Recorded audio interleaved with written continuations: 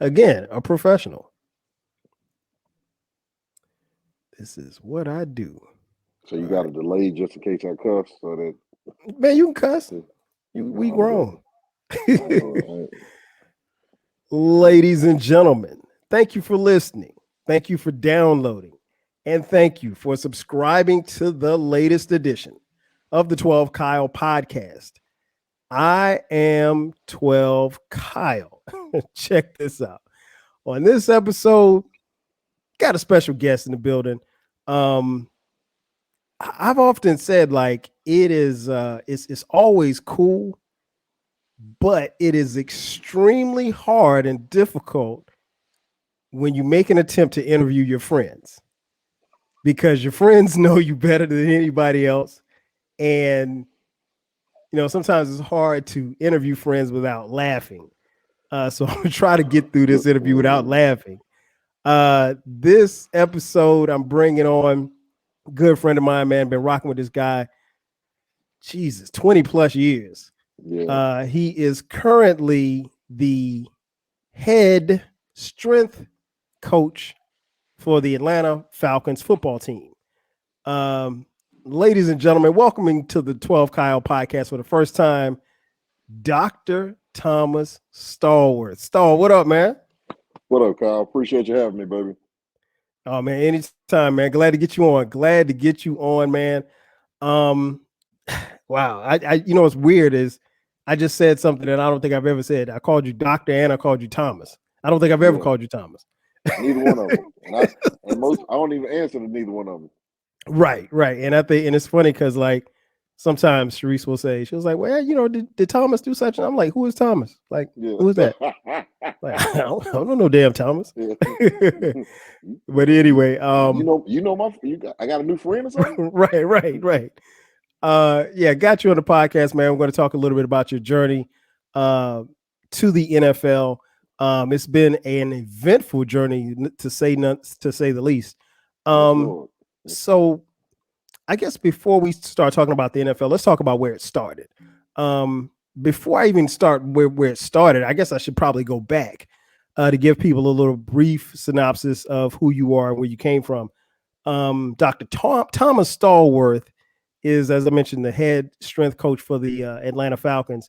But before that, he was a football player at the University of Tennessee, where he was a linebacker from 1997 to 2001. In that time frame, the Tennessee Volunteers won 5 bowl games. Didn't know that. They won 2 SEC.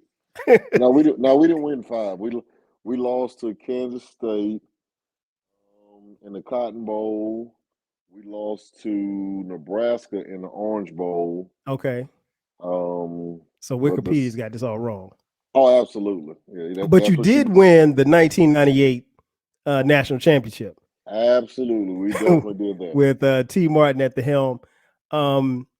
And from there, you went on to coach in college football at my alma mater, South Carolina State University, from 2004 to 2008.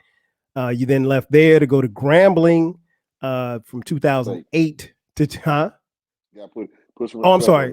Grambling State. I'm sorry, Grambling State University. And for my boy Eclectic, who was a Grambling alum, he said that's the place where everybody's somebody. I guess that's what they say down there. Yeah, it is. That's exactly what they say.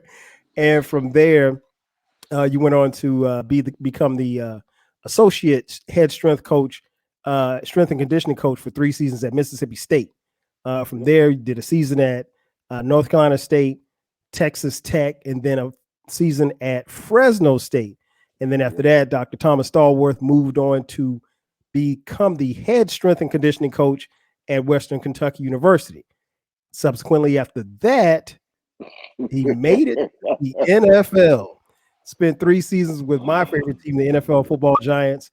And then after 3 seasons, became the head strength and conditioning coach for the Atlanta Falcons. So, Stall, you've been around. I mean, you've had a few stops. Yeah. Just a few. So I guess let's go back where it started. Where were you born and raised? Born and raised in Nashville, Tennessee. Both of my parents are HBCU alums. My dad went to Tennessee State. My mom went to Fisk University. Okay. That's what's up. That's what's up. But Yeah. and you went to high school here in Metro Atlanta, correct? Well, you got to put some. Because we are both from this area, we can't false claim Atlanta. Okay. I went to Lithonia High School. There you go. Lithonia High School. Okay. Now, the question, and here's the thing that I always try to do, particularly when I'm interviewing people, and it's even more difficult when you're interviewing friends. I try to ask questions that I don't know the answer to. So I definitely don't know the answer to this question, and I've never asked you this before. So, of all the schools, though, how does a kid from Lithonia, Georgia, end up in Knoxville at the University of Tennessee playing football for the legendary Philip Fulmer? Well, again, I was born in Nashville, and so growing up, you know, it was even though I was living in Georgia, raised in Georgia, I was always a Tennessee fan. Okay. You talking the late '80s, early '90s with just the cobweb, Let's just say Reggie early '90s Cobb. because you wasn't in the '80s, though. You too young. Oh gosh, you go. I mean, And everybody I'm says, gonna mess with him a little bit, guys, because I'm older than him. So go ahead. yeah, just make sure you let everybody know a lot older. No, and so just thinking back to those days they used to call it cobweb, Reggie Cobb and Chuck Webb and the run James Little Man Stewart. It was a great time in Tennessee football in those early '90s that basically transitioned to the time when I was there. So Mhm. it was just my love for the university. Okay, okay. So your love for the University of Tennessee got you to tell. Okay, Yeah. okay, that makes sense. That makes sense. Um, so you leave Tennessee. What led you into coaching? Because like I've often said, like, and I've told you this before on several occasions. Like I had never had the patience to coach. The furthest I got was coaching my son's football team when he was, you know, 8 years old. But what led you into coaching? So it's funny because like most college students, I, and as you talk to people, I would say about 80% of society's stories are the same. Mhm. Nobody finishes college with the major that they originally went in with. Nope. And so the other reason I wanted to go to UT at that time it was a top 25 engineering school. And so I originally went in as a civil engineering major. But what you learn about engineering classes, engineering schedules, and football, those schedules don't mix. You know, To say the least. yeah. I mean, because most of your engineering classes are in the afternoon at the same time as Mhm. football practice, and so it's you can't keep putting classes off until the next semester or the next semester or when you're not in season. So real quick, you just had to make that adjustment. And so when I changed my major to sport management with a business minor, at that point, my sister's a judge now, but at that time she was in Notre Dame Law School, Mhm. and so being around her and my aspirations of actually wanting to start to be a sports agent. Okay. So working that channel, but the engineering those couple of semesters of engineering set my GPA back some. I won't Just say a it was little. yeah, it kind of backtracked me, so I wasn't able to make the transition like I wanted to. But I had to go to grad school, and even while I was in grad school, I continued to try to study the LSAT and try to get into law school because Tennessee does have a top. At that time, it was a top 25, top 30 law school. Okay. So my plan was, the classic. Okay, I'm here. I'm gonna go to undergrad, grad school, law school because I really love the university. It had, some great relationships with people across campus.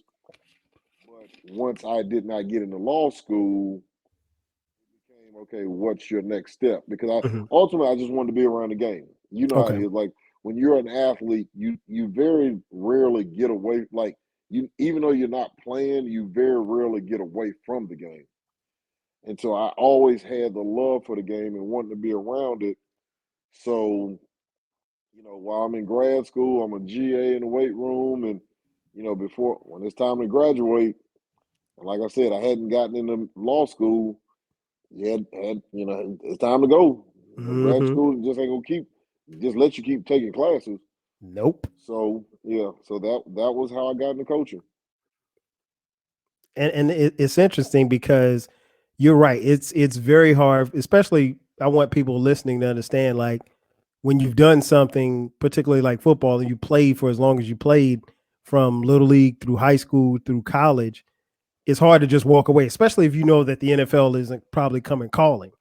Yeah. And you want to still be around the game in a form or fashion. Um, so your coaching career takes off. um, you and I met, and it's funny. I was trying to think like we met. I don't even know what year we met.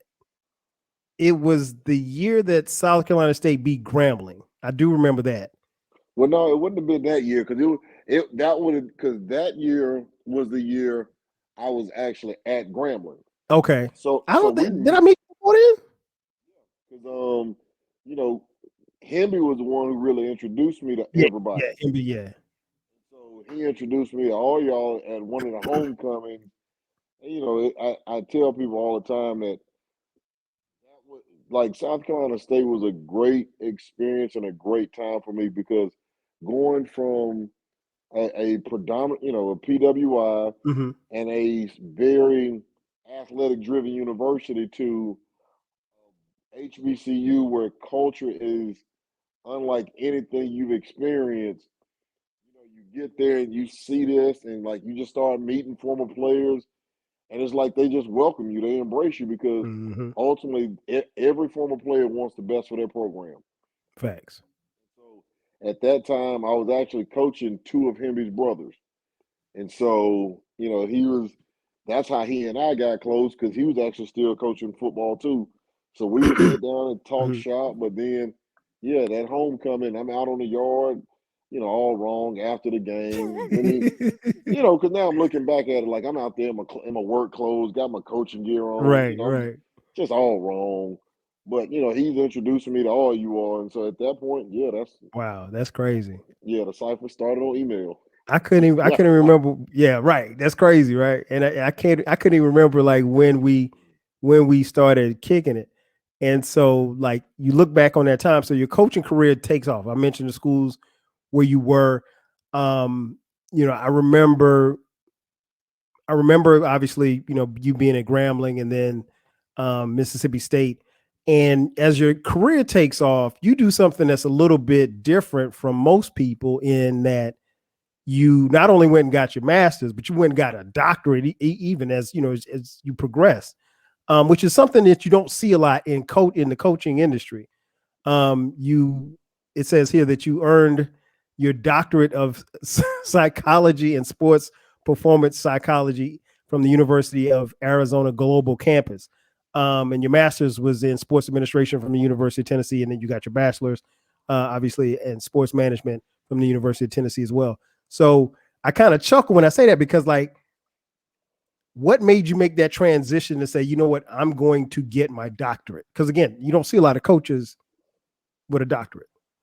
Well, it's funny because it's a very layered question, and I say that because my my dad always, my father, who's a military man, always, just pressed me on education, to stress the importance of education, and so he just always just kind of kept, you should think about getting your doctorate, you should think about getting your doctorate, and I would always kind of like just like that laugh it off, like man, I'm done with school, like I'm Right. good on that, I'm not. Doctorate, that's research and a whole lot more reading. I'm good on that. But then when I was at Mississippi State, the head strength condition position came available, and I interviewed, and I didn't get it. So at that point, it was a eye-opening experience about the nature of the business and Mm, coaching, but then also just a life lesson about loyalty. And so what I told myself at that point was, well, I'm going to prepare myself now so that I can distinguish myself. I don't want to just be the regular average strength coach that's the meathead that just likes lifting weights. I want no, and I wanted to be. respected for my mind and my mental capabilities. But then also, this is the time that that mental health and sports psychology was really gaining traction in what the field is. And so I wanted to do that because I will say this: I learned this from a mentor. Strength coaches don't retire. They Mm, don't get the benefit of the doubt like football coaches do. When this profession tells you to hang your whistle up, you're done. mm, And so for me, it was also just having a backup plan that when that time comes, I can make a transition into player personnel, player development. Even if I want to go into a high school setting and just start teaching, mhm. I've got a backup plan because this business is very fleeting, and it's now because of its popularity, it's almost overpopulated. Right. And it's a business. At the end of Absolutely. the day, it's a business. Uh, so you do that, and I remember you being at Western Kentucky University, as I mentioned a little earlier. So you're at Western Kentucky, and folks, I kid you no, I kid you not. This guy tells the crew, "Hey man, I'm going to the NFL Combine this weekend." All right, okay, Stall, cool. Whatever, whatever.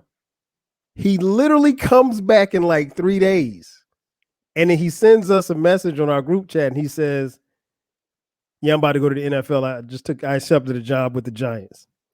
I'm like, "Huh? What? How did you you were going to the combine and you come away with a job? How did it? What happened when you or did you know when you were going to the combine that you were going to interview for a position?" So that week was actually rather funny because everybody, if you play college football, everybody knows what mat drills and morning workouts are like. Mm-hmm. Well, where Western Kentucky is in Bowling Green, it was hour and a half, maybe 2 hours south of Indianapolis, straight up 65. Mm-hmm. So I get a call from the head strength coach with the Giants, Aaron Wellman at the time, and asked me if I'm in. They've got an open position. They asked me if I'm interested in interviewing. Who would not want to work for the Giants? Right. I absolutely, coach. Okay, well, can you meet us in Indy? Wait a minute. Like it's y'all know I'm in the middle of off season. So, long story short, we get finished like we're on the field 6 a.m. Mm-hmm. 6:45, we're finishing shower 6:50. I'm in the car going up 65. Wow. So I go up, drive up to Indy, interview. I'm interview with the head guy, the head strength coach, a couple of athletic trainers, and then he's like, "Well, we appreciate your time. We'll be in touch." So as I'm driving back, they're like, "Well, we'd like a second interview with you. When Wow. would you be able to come to the facility?" So now I'm like, "Hold on, this is the college in me. Like, I don't like. When am I supposed to? One, I can't afford to fly to New Jersey." Right. They were like, "Well, no, we'll send you a flight itinerary. What's the closest airport?" I was like, "Nashville." They send me an itinerary. So now on Thursday, they fly me up to the facility for an in-person interview Mm. with the entire athletic training staff, the rest of the strength staff. Get a chance to meet with the GM and the assistant GM. Before I leave the building, they got the contract offer for me. Wow. So yeah, so on that Thursday, that was another morning workout, another mat drill. 6:50. I'm on the road driving to Nashville for the flight to New Jersey. By the time I come, yeah, by the time I leave, I'm coming back. I got my contract offer and I'm officially a Giant. That was crazy. I remember you told us that. I was just like, man, and but it taught me a lesson though, and the lesson was always be prepared. That too, yeah. Always be prepared. Opportunity gonna knock. You don't know when it's coming, but you got to be ready. So that's the thing that always stood out to me about that process for you. Um, so you get to the NFL, and I guess one of the things that and I'll give you a little backdrop on this, what I'm about to talk about. I remember like when I first moved to Atlanta, one of my best friends, he worked at the Georgia Dome when the Falcons were then playing at the Georgia Dome, and he had press passes and sideline passes. he would, I don't know how he would get them, but he'd get them and give them to us. So being a lifelong NFL fan, I've been to NFL games, been to the Super Bowl, the whole nine. And I remember that first year that I was in Atlanta, which was the year that the Falcons actually went to the Super Bowl. Shout out to Eugene Robinson. so, so, but I remember that they had a playoff game that year against the 49ers. And he gave me a press pass. So I took the press pass. I was in the press box at first, eating and stuff. And then I came on the field. And even someone like myself who had played college football, at South Carolina State University, nothing. I was never intimidated by anybody's size or anything, even as being as small as I am. But the thing that stood out to me was, as I stood on that sideline, I had no idea that the game was as fast as it was. I mean, and I'm talking about, this is the 49ers with Steve Young at quarterback, T.O. at wide receiver. And I could not believe how fast they were moving. And I was like, there's no way. I mean, every athlete in their mind, every football player in their mind thinks, hey, I could play in the NFL. No, you can't. You just can't, And it was at that moment I was like, you know what? I think I made the right career choice. But that was like a kind of an awakening for me, where the speed of the game really surprised me, because it's nothing like what you see on TV. So I said all that. So I said all of that to say this: what was the thing that probably surprised you the most? Once you got to the NFL, either during the game or just during the week. That I would say 95% of these players are regular people. Mm-hmm. And by that, you can talk to them about anything. It's not like they have these bravado egos, or I'm this, I'm NFL. No, these are regular dudes that you can laugh, crack jokes with, talk about. They talk about you. There's a true dialogue and relationship that can be built. So, just the genuineness to some of these players that, if you just asking for it, depending on what you ask for, oh yeah, no problem, I'll do that for you. Mm-hmm. But they also are obsessed with their craft. So as a coach, they want to know that you know what you're talking about. Right. Once they know that, you have a different level of respect with them. But if not, they'll see through you, and you can lose them real quick.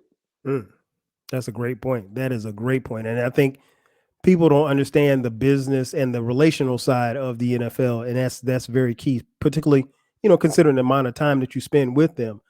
I remember, I think it was your first year with the Giants. There was a Monday night game where you guys played against the 49ers. And so you're in San Francisco. You're in San Francisco. And I remember we're in the group chat after the game, and he was like, all right, man, I'm about to, get on this plane. I'll holler at y'all later. And I think I asked you, I said, so were you going home when you get home? Or you was like, no, you was like, I'm going straight to the facility. And I kind of did the math in my head. I mean, it was, around midnight here on the East Coast. And I'm like, okay, so you're going to catch a 4-hour flight and you're going straight into the four hours from New Jersey will barely get you to Dallas. Wow. That flight was every bit of 6.5 hours. Oh, wow. I didn't realize that long. Okay. So I tell people all the time, until you live up in the Northeast, you take for granted that New Jersey and all those states are really further out east than the East Coast. Gotcha. So you're really flying from the furthest point east in the the continent of the United States to the West Coast. And just that exchange that we had that day, that told me about your preparation. What is game day like? And you don't have to get into specifics as far as what with New York and Atlanta, but what is game day like for you? What is your typical, if there's such a thing, what is your typical game day? Well, I mean, to that point, you can't say what's typical, because you might have a 1 o'clock game, you might have a 4 o'clock game. Now with these flex games, you might have a night game. like a Thursday night game is completely different, depending on what time zone you're in.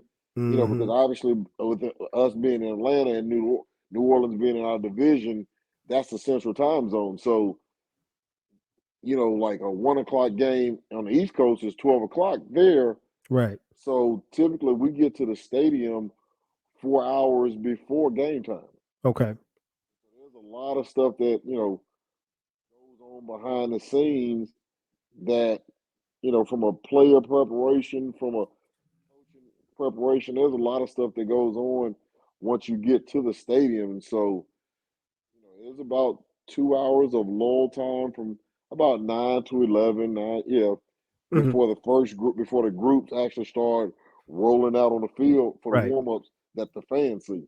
No doubt, no doubt. That's always fun for the fans because that's is especially now they have this thing where they'll bring the fans on the field. The first maybe 2 hours or so before kickoff, so they get a chance to interact.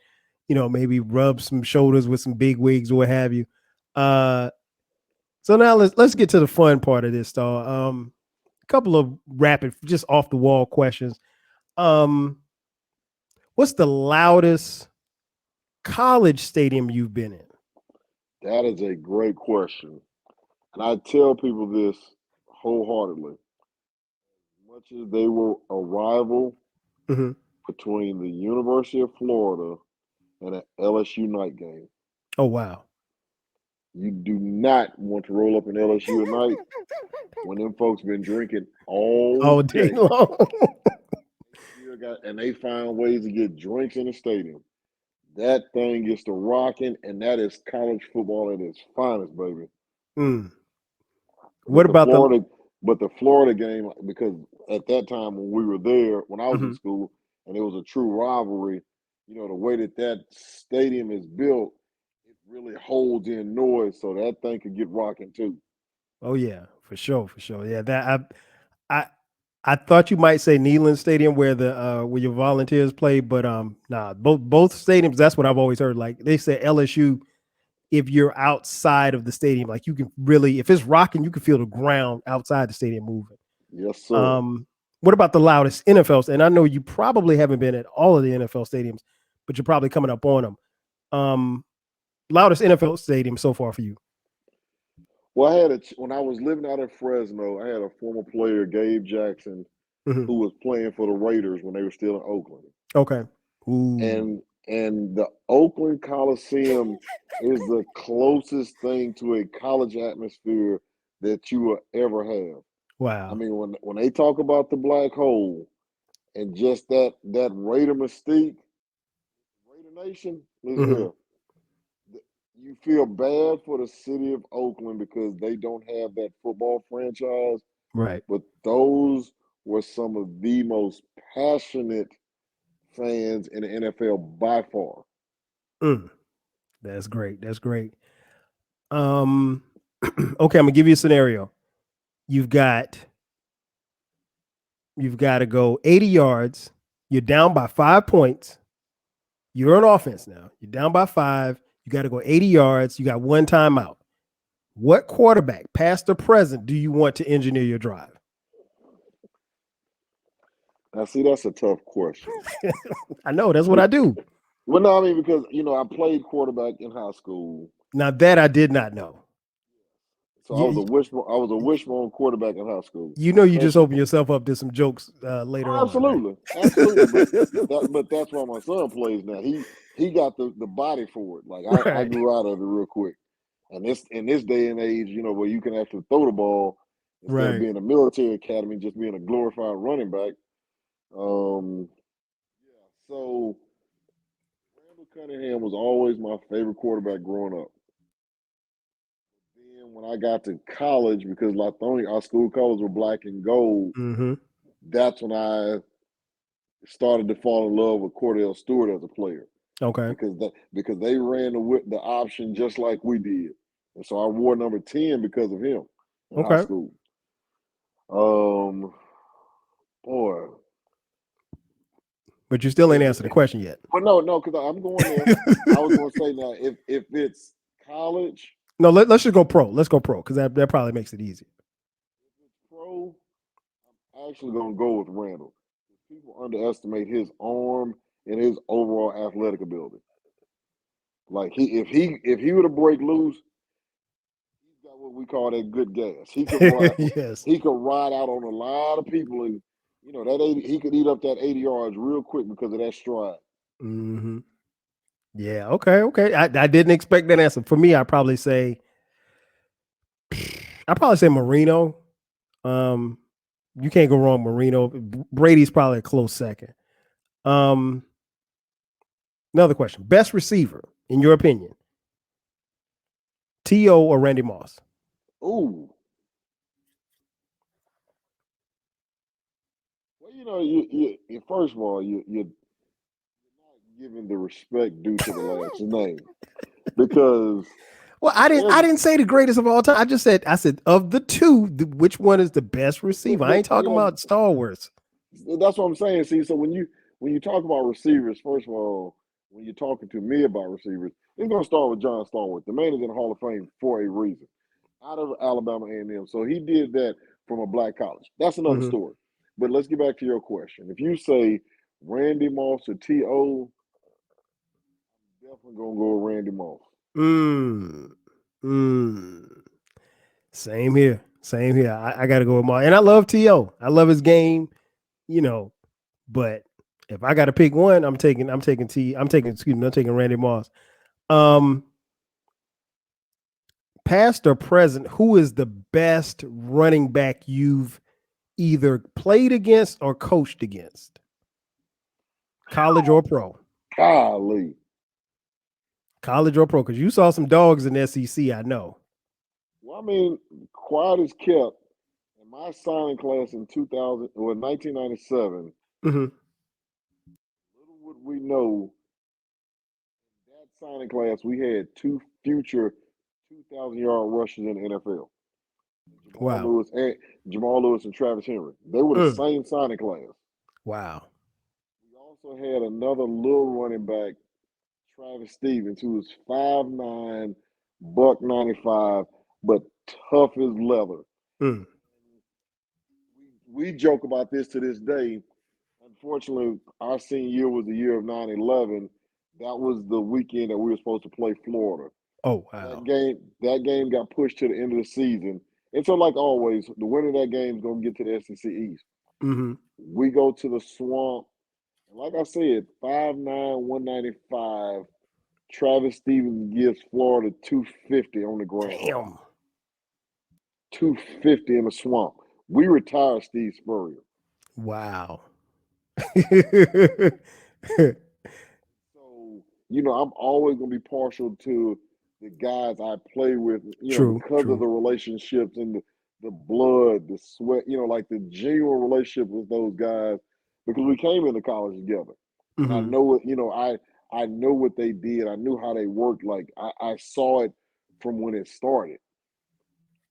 Just like those three guys, like I said, two of them cats end up running for 2,000 in the NFL. And that's That hard to don't do. everybody don't do that. Only a handful have done it. And so we had two in the same signing class that did it.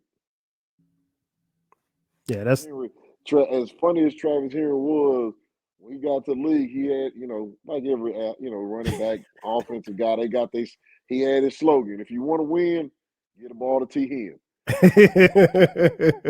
And you could give that man a ball 40, 50 times a game, and he just weigh you out. He was a workhorse for real, for Yes. real. All right, let's get a little personal real quick. Got to pick one. Peyton Manning or Eli Manning? But you played with Eli.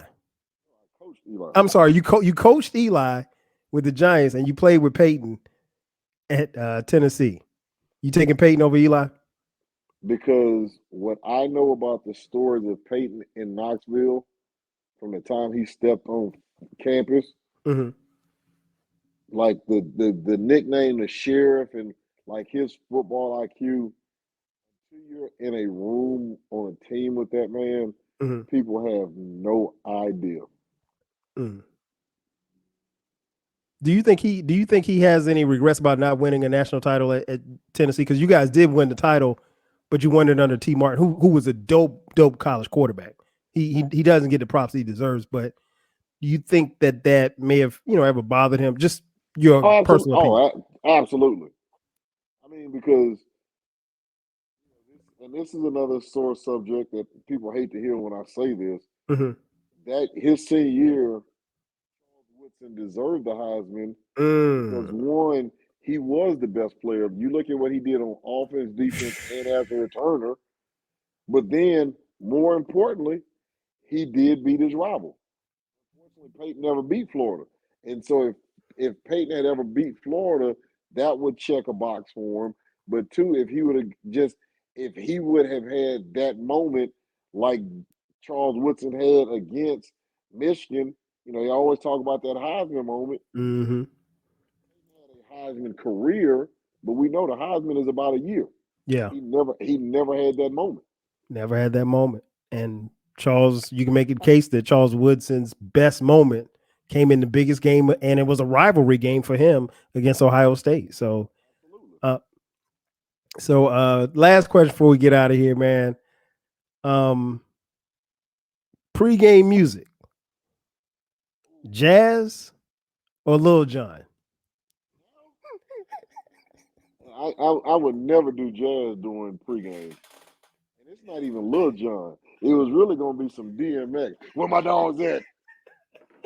It's gonna be some good old DMX. Well, me and the rest of the crew know it's Lil Jon, so you could use that answer. You're not gonna try to just It's an you- inside joke, folks. It's an inside joke. you're not going to make that my there was no Lil Jon in the '90s, like the late '90s when I was in college.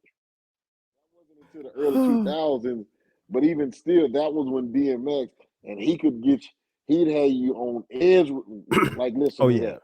oh yeah, man. One last thing before we get out of here, man. I know we've talked about it before, but have you ever? And I'm gonna ask you this question because I know that me and the fellas have talked about it. Have you ever envisioned that day, that Sunday evening, where you're on that field, wherever it is, and that confetti's coming down on your head? Have you envisioned what that moment's going to feel like? Because we know that it's going to happen for you. I mean, because it's supposed to. It will. I'm going to speak it into existence. Yes, That Lord. day where you that Super Bowl Sunday where the Lombardi Trophy is in your hands and the confetti's coming down on your head. You know, now being here as a head guy, have a chance for that to happen for the hometown team Mhm. and for it to be the first one in franchise history. I know, like we always joke about it. I would be snot crying on the field that day. Because you know how it's a lot of Right. Atlanta fans are very, they're very supportive. They're very finicky, but they are supportive. Very much so. And so when you're winning, all on board. And so I had a chance to grow up here when the Braves made their run in the '90s, and I had a chance to see those parades. Even though the Hawks never made it to a championship Hey, watch it series, now. Watch it. Watch it. lavishing. Yeah, as a matter of fact, we got to check score of the game. Oh, But it's you just over. It's over. yeah, watch out for the steps. Yeah. Um, it was like you could see even when the Hawks were doing good, but even when, like you said, the Falcons had their run, not just with Mike Vick, but when Jamal Anderson and they made that Super Bowl Hmm. run, like Atlanta's a different city when the teams are successful. Very much so. I mean, and it's already a melting pot of people, but that's going to make a lot more people flip and get on the bandwagon with the Atlanta Falcons. Like, because obviously the Braves are still doing that thing. The Right. Hawks are, they're up and coming. Even the Atlanta United, you hear about the stories down at that stadium when they won, and even now, like it's unreal. So everybody wants to be associated with a winner. But for the Falcons to be able to get one because football in the South and what it means. Yeah, Facts. I mean, like it. You can't even describe it. I wouldn't even want to think about it. You know what, man? I think just because how we feel about you, we'd be snot crying too. Even if it wasn't, even if it was, even if they were fans of somebody else, because like you said, you hit the nail on the head. Like, no, this city will really get behind you. I mentioned that '97 year that they went to the Super Bowl. That was my first year in Atlanta, and when I tell you that team went 14-2, and the time between I want to say the time between the playoffs starting and all the way through the Super Bowl, I mean, it was bananas. Like you would have, and then of course the Vic era was crazy, and then it ended crazy, and then Matt Ryan, and then the 2016 season was crazy, but that we all know how that ended. But Yeah, they want to see that, they want to see a winner, and as as the famous Mel from Southwest Atlanta always says, we need some winners in the city. And that's it. yeah, we definitely, as a crew, man, we want to see that happen for you. So bruh, appreciate you for coming on the podcast. As I mentioned, I forgot to mention, and I don't know how I missed it in the bio, but when Dr. Thomas Stallworth was at University of Tennessee, he did pledge Omega Sci-Fi Incorporated. Hey Q. See, Hey I Q. shouldn't have said nothing. My bad. Okay. Anyway, I would. This is the time of the podcast where I normally give out people's social media handles, but he's not on social media, and he's probably very smart for that because you shouldn't be on social media. So, I don't want that headache. I don't want to go down the man, rabbit trust me, hole. you ain't missing nothing. You get everything we need you to get in our group chat. So, and you don't have to be on social media to get that. But my brother, man, much love. Appreciate you for coming through the podcast. We got to do this again, man. We got to do this again. And yeah, we're looking forward to a great season this upcoming season for you and Atlanta Falcons. Man, I enjoy this, man. You keep doing your thing. It's only gonna get bigger and better because they got the right man behind the mic on the Hey, ones and man, twos. appreciate it. 1-2 on the ones and twos, man. You already know what it is. There you go. Well, that's Human baby at work. that's gonna do it for us. So for my man, Dr. Thomas Stallworth, I mean, I can't believe I'm saying this. For my man, Dr. Thomas Stallworth, I am your boy 12 Kai. We'll catch you guys next time. 5Gs, like the cell phone.